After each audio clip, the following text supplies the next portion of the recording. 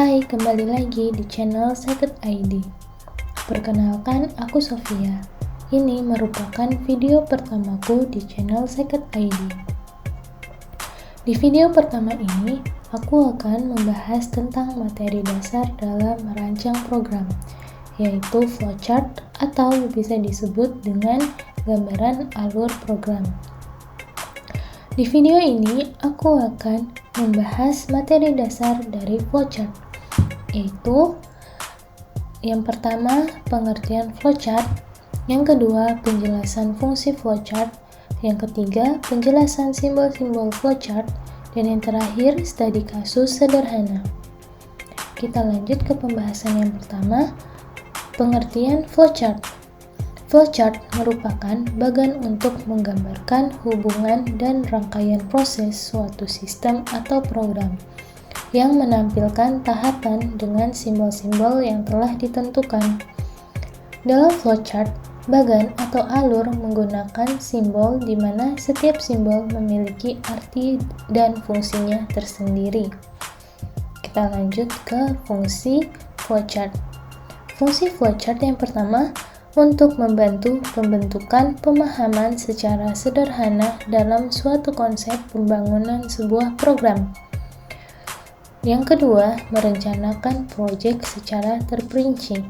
Intinya, fungsi dari flowchart itu membantu untuk menyusun konsep program yang akan dibuat dan membuat jalannya pembuatan program menjadi lebih terstruktur. Kita lanjut ke kerangka flowchart. Kerangka flowchart yang pertama ada terminator. Terminator ini berfungsi sebagai awal dan akhir dari konsep. Yang kedua, proses.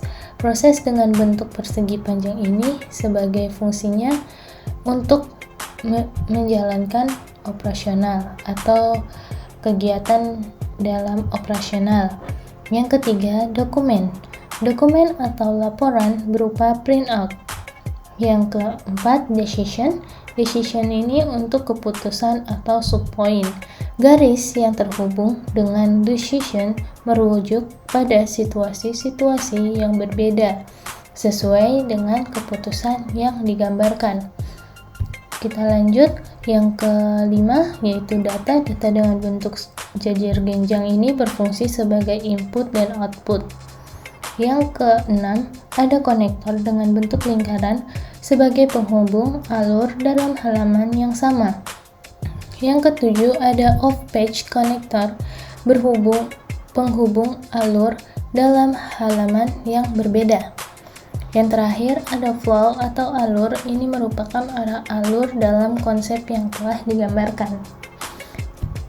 Kita lanjut ke studi kasus. Studi kasus yang diambil yaitu menentukan bilangan ganjil dan bilangan bulat.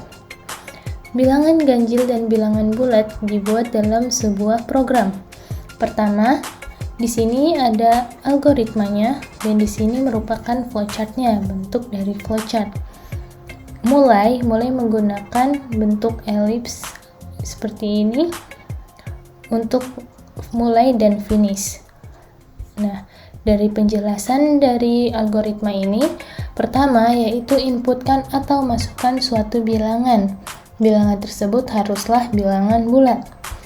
Setelah mulai, kita memasukkan bilangan bulat. Di sini dengan bentuk jajar genjang sebagai bentuk simbol untuk input atau output. Di sini kita gunakan untuk input. Kemudian lalu bagilah bilangan yang telah diinputkan tersebut dengan angka 2. Apabila di sini proses untuk membagi bilangan dengan angka 2 dengan bentuk persegi panjang sebagai simbol proses. Kita lanjut.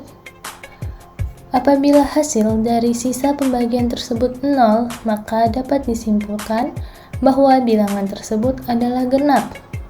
Sebaliknya, apabila hasil dari sisa pembagian tersebut bukan 0, maka dapat disimpulkan bahwa bilangan tersebut adalah ganjil. Nah, setelah dibagi, ini hasil baginya, dan hasil outputnya jika genap langsung ke finish, dan juga kalau ganjil hasilnya langsung selesai atau finish. Sekian penjelasan sederhana tentang flowchart dari saya. Terima kasih. Kembali lagi.